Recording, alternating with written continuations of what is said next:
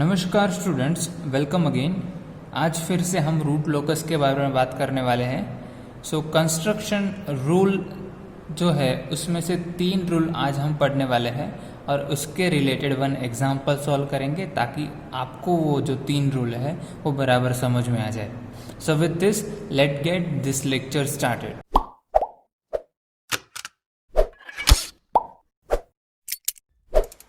So let us first talk about the construction rule 1. So rule 1 क्या कहता है? The root locus is symmetrical about the real axis and the number of branches is equal to the order of the characteristics polynomial. अब ये rule number 1 क्या कह रहा है कि हमारा जो रूट लोकस होगा it will be symmetrical about the real axis. So हमने जो एग्जाम्पल सबसे पहले जो किया था in first lecture of root locus वो था k divided by S plus ए।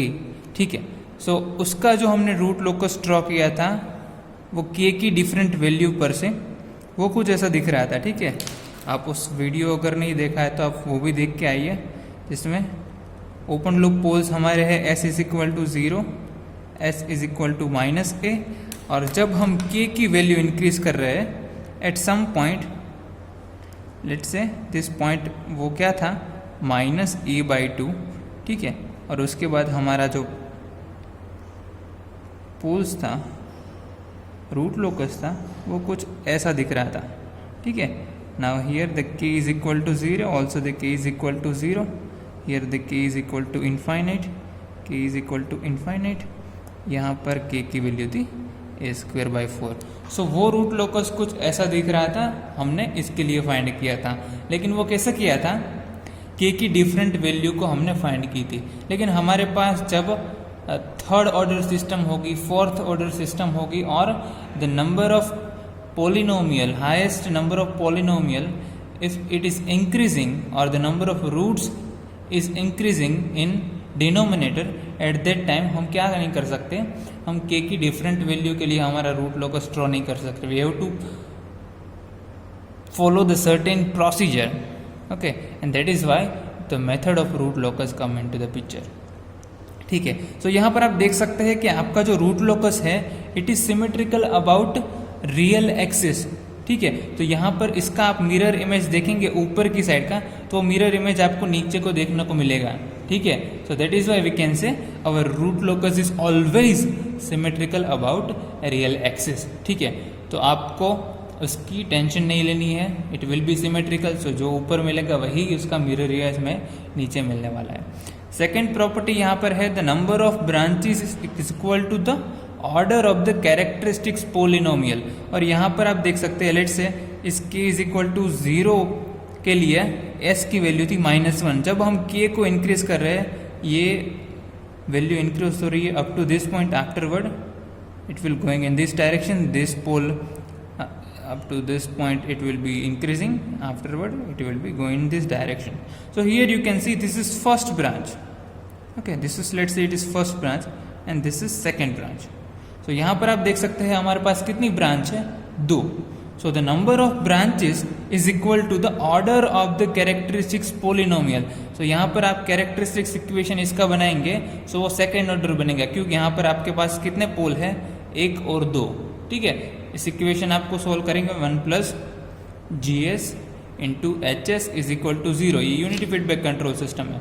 सो ये सॉल्व करेंगे तो आपको मिलेगा सेकेंड ऑर्डर इक्वेशन। ठीक है, उसको सॉल्व करने के बाद आपको मिलेंगे पोल की वैल्यू 2 मिलेगी। ठीक है, सो इसमें भी कितनी ब्रांच होगी? जब हम रूट लोकस उसका प्लॉट करेंगे तो सिर्फ 2 ब्रांच होगी। ठीक है, सो ये कंस्ट्रक्शन रूल आपको समझ में आ गया होगा कि हमारा रूट लोकस होगा वो सिमेट्रिकल होगा हमारे रियल एक्सिस के मुताबिक। ठीक है, और नंबर ऑफ ब्रांचेस कितनी होगी? So it will depends on the order of the characteristics polynomial. और इन शॉर्ट हमारे पास जो ओपन लूप ट्रांसफर फंक्शन है उसके नंबर ऑफ पोल है इतनी हमारी नंबर ऑफ ब्रांचेस होगी। ठीक है, what is the construction rule number 2? So rule number 2 ये कहता है all the branches of root locus starts at the open loop poles when k is equal to 0 and ends at either open loop zeros or infinity when k is equal to infinite. So ये क्या कहता है उसको पहले समझते हैं। ठीक है, so all the branches of root locus, ठीक है, सारी ब्रांचेस हमने यहाँ से रूल नंबर 1 से पता चल गया कि इसमें कितनी ब्रांचेस होगी, 2 ब्रांचेस है। ठीक है, अब नंबर ऑफ ब्रांचेस हमें पता चल गया, लेकिन वो कहाँ से कहाँ तक होगी। So it will start at open loop poles. ठीक है, ओपन लूप पोल्स से चालू होगी when k is equal to 0। So आप यहाँ पर भी देख सकते हैं आपके ओपन लूप सिस्टम है, उसके पोल्स की वैल्यू क्या है। तो यहाँ पर आप पोल्स की वैल्यू फाइंड करोगे तो मिलता है s is equal to 0 and s is equal to -1। So यहाँ पर ये रूल वही कहता है कि it will start at open loop poles when k is equal to 0। So यहाँ पर देखते हैं तो k इज इक्वल टू 0 और k इज इक्वल टू 0 के लिए हमारे पास पोल की 2 वैल्यू है, वो है s is equal to 0 and s is equal to -a। यहाँ से हमारा रूट लोकस स्टार्ट होगा यहाँ से। ठीक है, एंड वो खत्म कहाँ पे होगा, and it will ends at either on open loop poles और इन्फिनिटी। ठीक है, तो यहाँ पर ओपन लूप जीरोस पे ऐड होगा, not poles, open loop zeros और इन्फिनिटी। तो यहाँ पर हमारे पास कोई 0 नहीं था। ठीक है, सो इन दैट केस हमारे पास दूसरा ऑप्शन ही बचेगा, वो है इन्फिनिटी। तो यहाँ पर आप देख सकते हैं वो इन्फिनिटी पे टर्मिनेट हो रहा है when k is equal to infinite. ठीक है, ये आप यहाँ पर देख सकते हैं। अब हमें कैसे पता चलेगा कि वो either it will ends on open loop poles और it will ends on infinity. ठीक है, सो आपको पता है हमारा कैरेक्टरिस्टिक्स इक्वेशन क्या है, 1 + k GS × HS is equal to 0। ठीक है, यहाँ पर ये वाला जो पार्ट है GS × HS is equal to 0, ये है हमारा ओपन लूप ट्रांसफर फंक्शन। कई जगह पर आपको हमारा HS है वो यूनिटी फीडबैक कंट्रोल सिस्टम होगा, तो HS की वैल्यू 1 हो जाएगी। उस केस में हम इसको ऐसे भी लिख सकते हैं। ठीक है, 1 + k × GS is equal to 0। ठीक है, अब ये GS क्या है, हमारा ओपन लूप ट्रांसफर फंक्शन है। तो ट्रांसफर फंक्शन GS को मैं ऐसे लिख रहा हूँ, let's say P of S by Q of S। ठीक है, P of S represent the numerator and Q of S represent the denominator. ठीक है, सो यहाँ पर अगर मैं G ऑफ S को P of S divided by Q of S से रीराइट करूँ तो मेरा इक्वेशन कुछ ऐसा बनेगा, और इसको अगर मैं QS से मल्टीप्लाई करूँ ये पूरे इक्वेशन को, तो इसको मैं लिख सकता हूँ QS, यहाँ से QS और QS कैंसिल हो जाएगा, तो K × PS is equal to 0। ठीक है, ये इक्वेशन हमारे पास है। Now put K is equal to 0। So if इस इक्वेशन में आप K इज इक्वल टू 0 रखेंगे तो ये वाला टर्म क्या हो जाएगा, 0। तो अब तब हमें मिलता है QS इज इक्वल टू 0, और QS क्या है, हमारा डिनोमिनेटर है। तो डिनोमिनेटर में क्या होगा, डिनोमिनेटर को अगर हम इज इक्वल टू 0 करें और इसकी वैल्यू फाइंड करें तो हमें मिलेंगे हमारे पोल्स की वैल्यू। ठीक है, ये हमने ट्रांसफर फंक्शन में पढ़ा था कि डिनोमिनेटर की वैल्यू अगर हम 0 करेंगे और जो रूट्स मिलेंगे उसकी वैल्यू हमें क्या देंगे, पोल्स की वैल्यू। ठीक है, हमारे पास जो पिछला एग्जाम्पल है इसमें यही कर रहे हैं ना, S + A।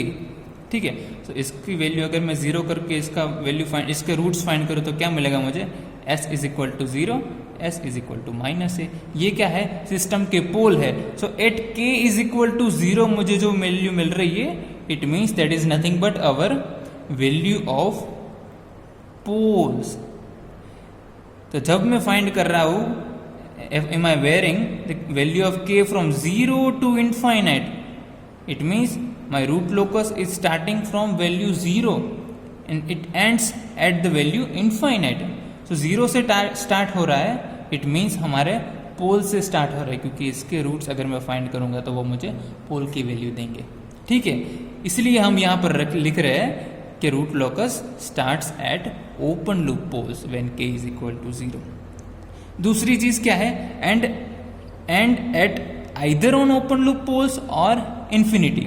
इसका मतलब क्या हुआ, ये वाला इक्वेशन को ले लीजिए। ठीक है, और divide this equation by K। ठीक है, इसको अगर K से डिवाइड करेंगे सो ये बनेगा हमारा equation plus P of S is equal to 0।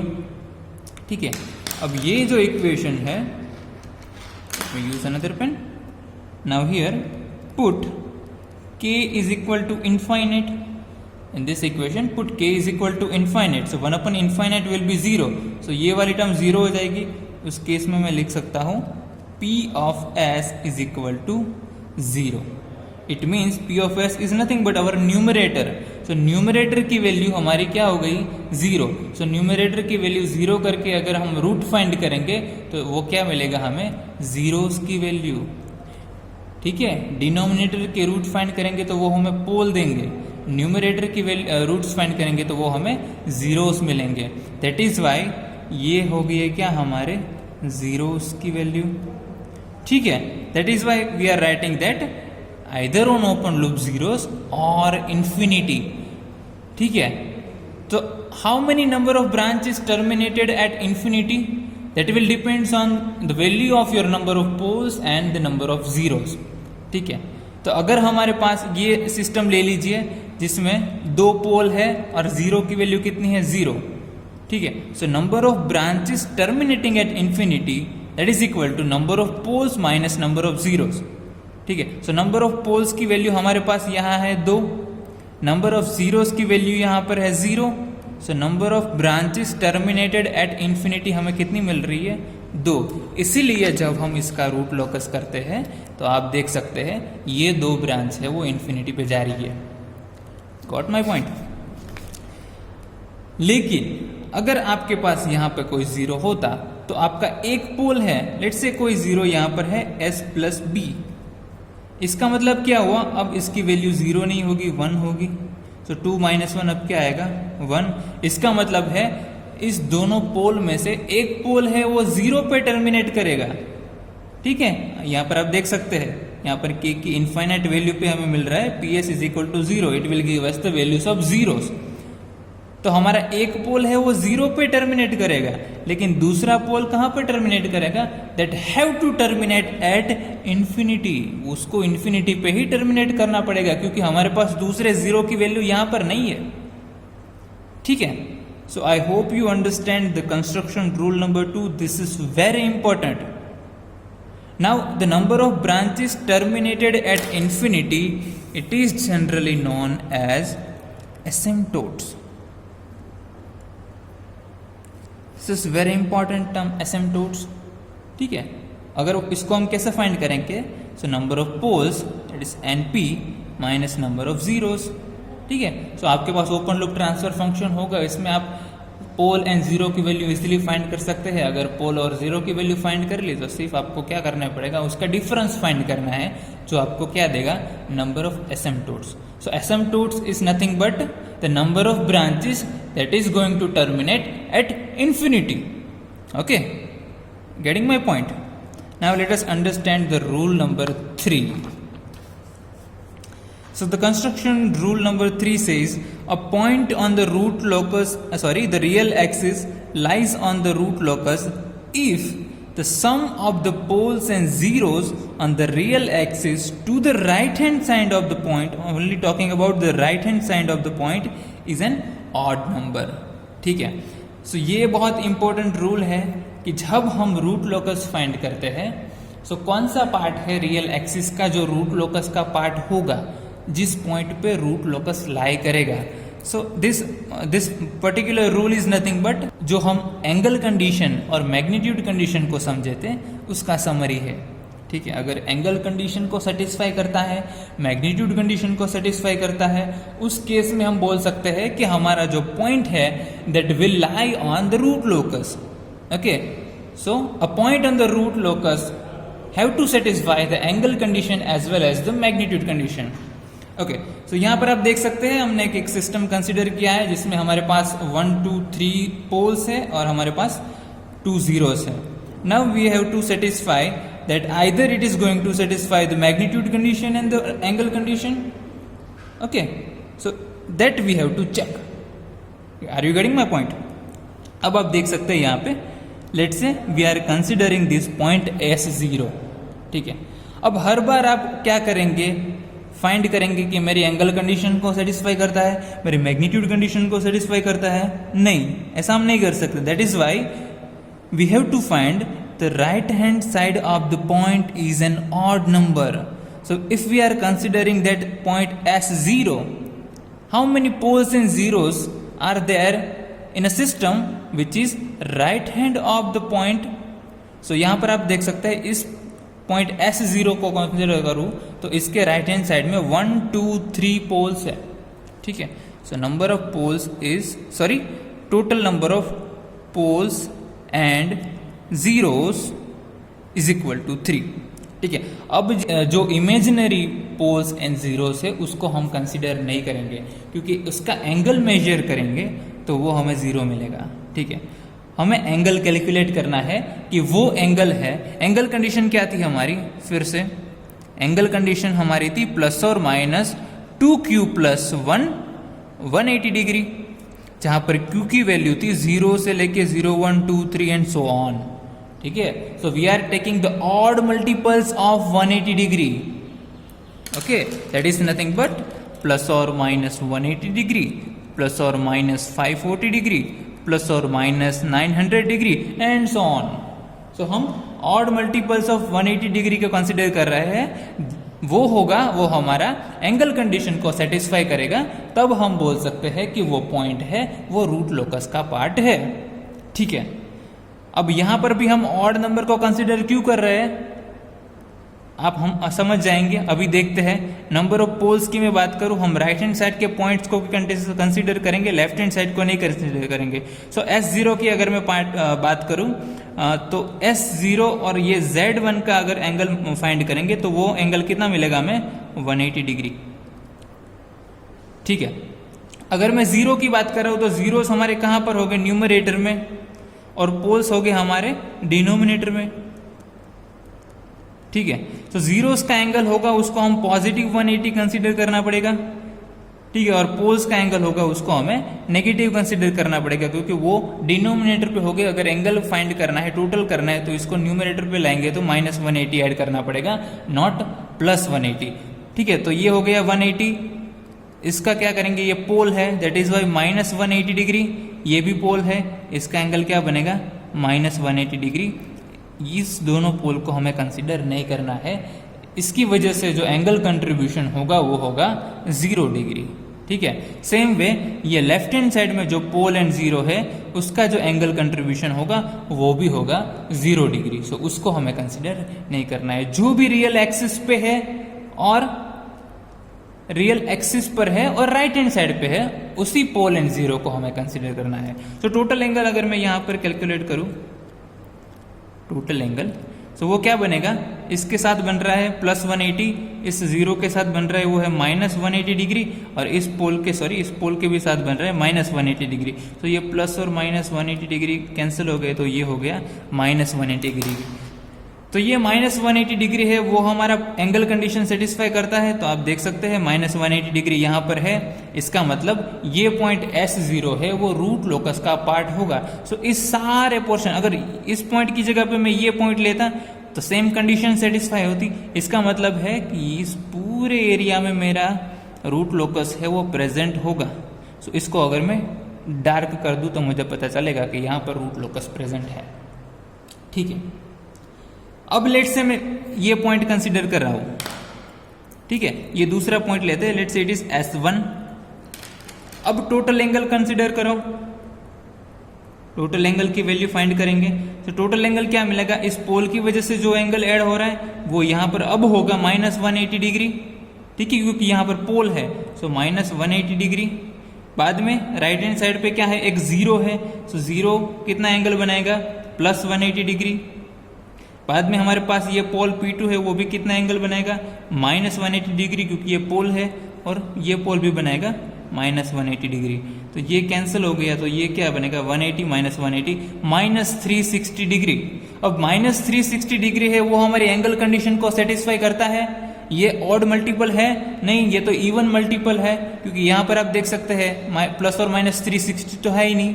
इसका मतलब है कि ये एंगल कंडीशन को सेटिस्फाई नहीं करता है, ये सेटिस्फाई कर रहा था. इसका मतलब इस इन बिटवीन हम कोई भी पॉइंट कंसीडर करेंगे वो एंगल कंडीशन को सेटिस्फाई नहीं करेगा. इसका मतलब ये रूट लोकस का पार्ट नहीं होगा. Are you getting my point, ठीक है। सो इस Z2 to P3 में हमारा रूट लॉकस लाई नहीं करेगा, ठीक है।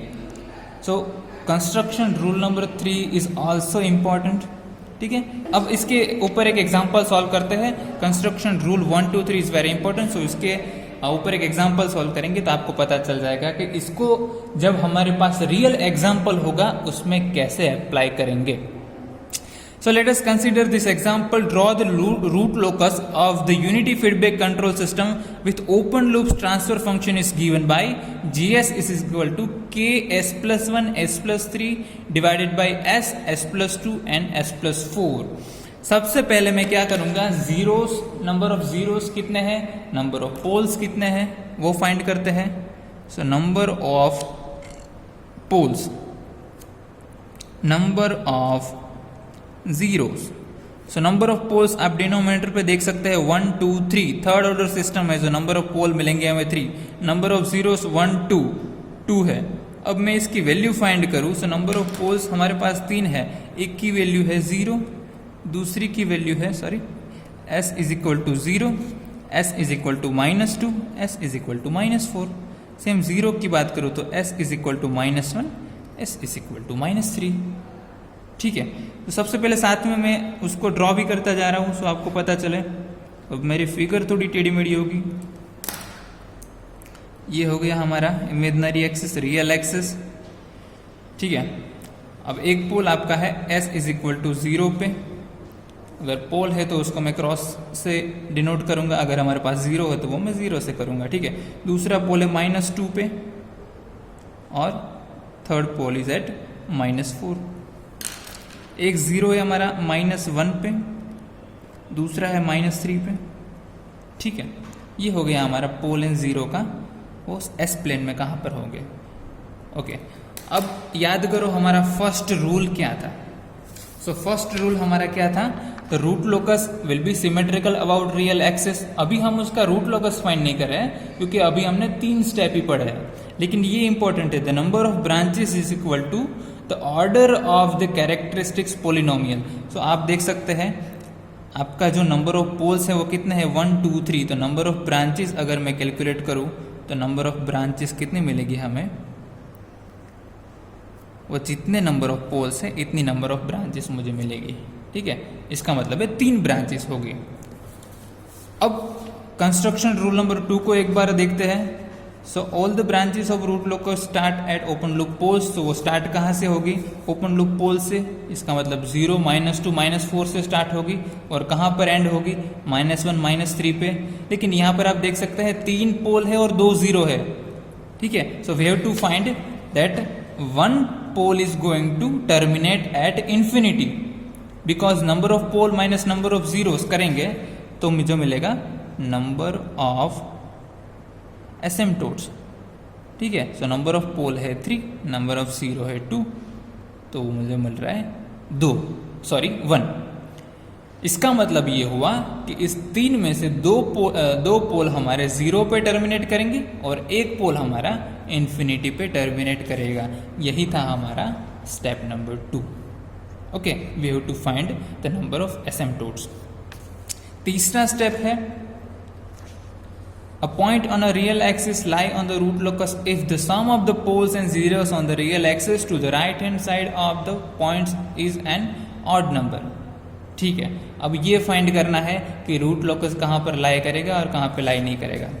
यहाँ पर ध्यान दीजिए, ये इंपॉर्टेंट स्टेप है। सो यहाँ अगर इस पॉइंट की मैं बात करूँ, सबसे पहले यहाँ पर बात करूँ, लेट से कोई पॉइंट कंसीडर करता हूँ जो यहाँ पर है।